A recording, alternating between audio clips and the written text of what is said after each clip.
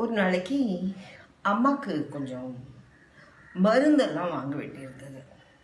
So அம்மா வந்து ராமு இங்கே வாயேன், இந்த லிஸ்ட் எடுத்துக்கோ ப்ளீஸ், அது எழுது நான் சொல்ல எழுதிக்கோ, எழுது. சுக்கு, மிளகு, திப்பிலி எழுதிட்டியா? 3 ஒரு 50 ரூபா கொடுத்து வாசல் இருக்கானே அவன்கிட்ட கொடுத்து வாங்கின்னு வர சொல்லு, அர்ஜென்ட்டாக வாங்கின்னு வர சொல்லு. சரிம்மா நான் எழுதிட்டேன். சரி கொடுத்து அவன் 50 ரூபாவையும் கொடுத்து அந்த ஆள்கிட்ட கொடுத்துருவான். அவன் கொஞ்ச நாளைக்கு கழிச்சு போகிறான். கடைக்கு போன உடனே அந்த கடைக்காரன் கேட்குறான், ஐயா இதெல்லாம் கொடுங்க. இது என்னப்பா, எனக்கு தெரியலையே, இது என்னதுன்னே புரியலையே. சுக்குமி, லகுதி, பிலி.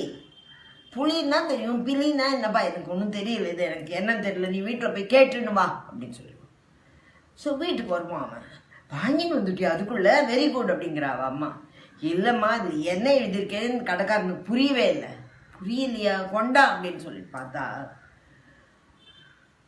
எப்படி எழுதணும், சுக்கு மிளகு திப்பிலின்னு தானே எழுதணும். அவன் சுக்கு மிளகோட மீ அங்கே போட்டான், லகு திப்பிலியோட தீய போட்டான். ஸோ சுக்கு மீ லகுதி பிலி, which did not convey any message. அந்த கடைக்காரனுக்கு புரியல. அவள் அம்மாவுக்கே கொஞ்ச நாள் ஆச்சு டிசைஃபர் பண்ணுறதுக்கு. சரி நான் எழுதி தரேன்னு சொல்லிட்டு சுக்கு மிளகு திப்பிலின்னு கரெக்டாக எழுதி இதை போய் வாங்கிட்டு வா சொல்லிட்டு அந்த ராமுவை சொல்கிறேன், இந்த மாதிரியாட லிஸ்ட் போடுவேன் நீ, நான் என்ன சொன்னேன் நீ என்ன எழுதினேன். எனக்கு தெரியலம்மா, நெக்ஸ்ட் டைம்லேருந்து கரெக்டாக எழுதுறேன் அப்படின்னு. போடா சொல்லிடுறான் அம்மா.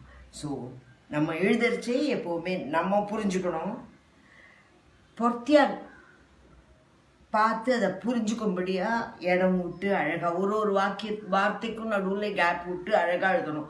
யாராவது சுக்குமி லகுதி பில்லின்னு எழுதுவாளா, அந்த மாதிரி எழுதாமல் அழகாக எழுதணும். ஓகே.